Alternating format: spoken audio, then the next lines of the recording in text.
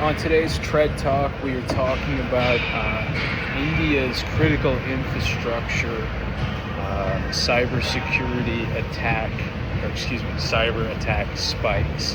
So where I want to go with this is a couple of steps down the road, so walk with me here. You don't have to be on the treadmill, just stay with me for a second. So India's had an increase in attacks to critical infrastructure. The headline being India doesn't actually mean anything. Everywhere has had an increase in cyber attacks, whether it be to critical infrastructure or to businesses within the economy. So this is kind of a goofy stat. But what should be highlighted here, and I think is an interesting conversation to be had, is that critical infrastructure needs to be protected in pretty much every country.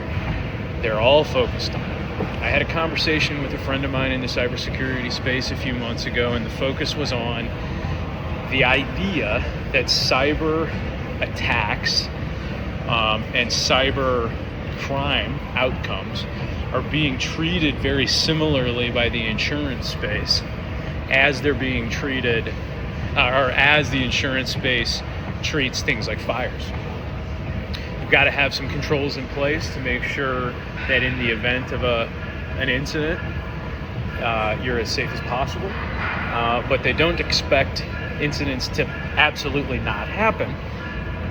And there's some kind of regulatory oversight as it relates to that. So the reason that I'm stepping all the way down this pathway, and hopefully you rocked with me all the way to this point now, is I want to propose this idea. Similar to how there is space, good Lord have mercy. Similar to how there is state-sponsored defenses to fires, aka fire departments, and other things, National Guard, police, Food and Drug Administration.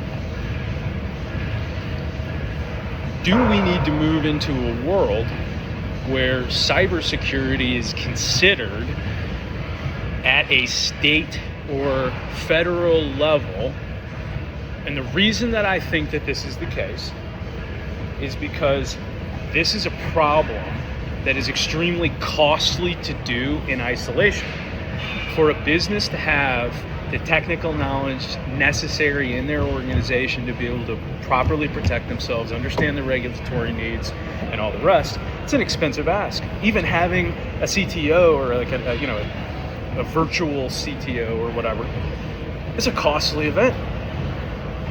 With that being said, at scale, when you have people doing it across the board, you have a massive scale SOC, you have a massive scale EDR, MDR system. You have somebody doing penetration testing regularly as it relates to critical infrastructure and businesses subscribing to, what the Chamber of Commerce is offering or whatever.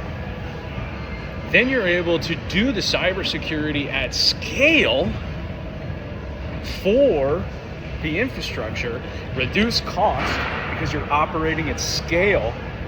And I think we could really balance things out that way. Now, I don't know, because I'm just me.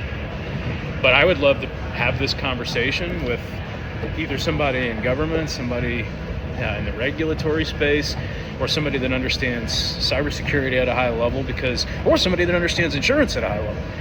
Because I think this is the world we need to move into. I think it can help critical infrastructure. I think it can help cyber crime and cyber warfare, and I think it can impact